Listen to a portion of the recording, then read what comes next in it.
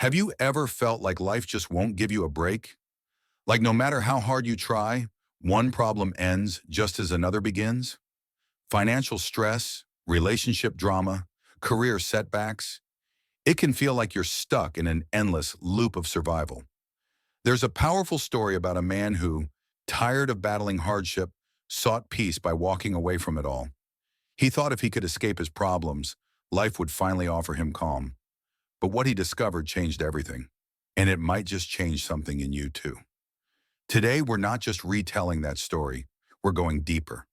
We'll explore what it really means to overcome tough times, how ancient wisdom meets modern struggle, and how you can move forward, even when life feels like a river you can't cross. So stay with me, because by the end of this video, you'll have a new perspective on your struggles and the tools to face them with strength. Let's begin with the story, but we'll take it beyond its surface meaning. There was once a man whose life had been shaped by hardship. He lost his father at a young age and took on the responsibility of caring for his mother and younger siblings. As he grew, he married, thinking life would stabilize.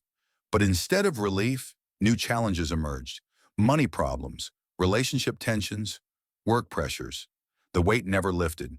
Eventually exhausted and hopeless, the man visited a wise monk and said, "I want to leave everything behind and become your student. My life is just too hard."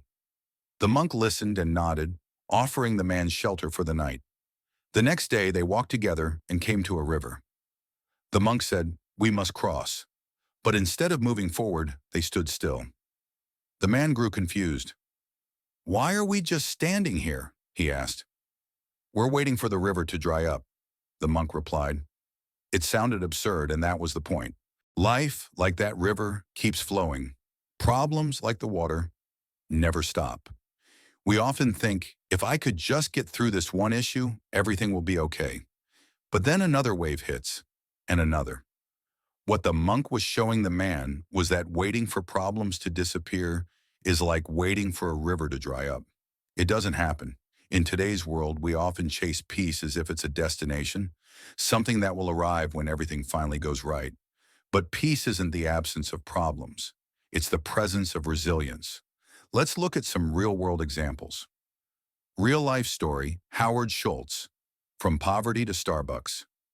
Howard Schultz grew up in a poor housing complex in Brooklyn. His father worked low-wage jobs with no stability. When Howard was 7, his dad broke his ankle and lost his job, and they had no health care, no savings. Later, Schultz created Starbucks, not because he wanted to sell coffee, but because he remembered the despair of a home with no safety net. He faced countless rejections from investors and struggled through early financial crises. But he didn't wait for the river to dry.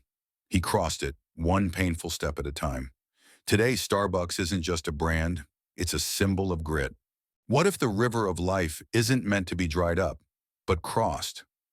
Too often we spend months or years waiting for a perfect moment, a time when we'll finally feel ready, confident, stable. But readiness rarely comes. And in the waiting, we miss opportunities for growth. Psychological insight: why we avoid hardship. According to behavioral psychology, humans naturally avoid discomfort. It's hardwired. We're designed to seek pleasure and avoid pain. That's why we procrastinate, delay decisions, and sometimes withdraw from the very things that would help us grow. But avoidance fuels anxiety. The more we wait, the scarier the river seems. Mindset shift. Action. First, confidence. Later. One of the most empowering realizations is this: courage doesn't come before action. It comes after. When you take a step, no matter how small, you build momentum. And with each step, the river becomes less daunting. Here's the paradox. Problems aren't just obstacles. They're invitations.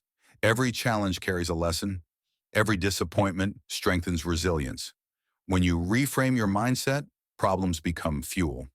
Real-life story, J.K. Rowling, rock bottom to bestseller. Before Harry Potter, J.K. Rowling was a single mother living on welfare.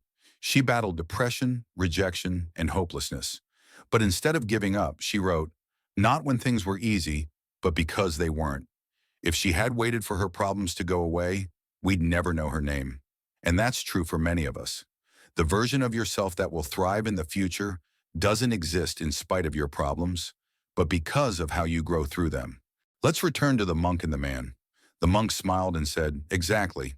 The river won't dry up, and life's problems won't disappear either. But that doesn't mean you stop. You move anyway." The man went back home, not to the same life, but with a new perspective. He stopped waiting for perfection. He stopped dreaming of a peaceful life without problems. Instead, he started crossing the river, one step at a time. So here's the truth. Check mark struggles are part of life. Waiting for peace to come without effort is like waiting for a river to dry. Your strength is not shown in the ease of your journey, but in your willingness to keep walking, especially when the water's high. The next time you feel overwhelmed, remember this. You're not stuck. You're standing by the river. And the water? It's not your enemy. It's your path. Don't wait for things to get easier. Start moving, even when it's hard. That's how you grow. That's how you win.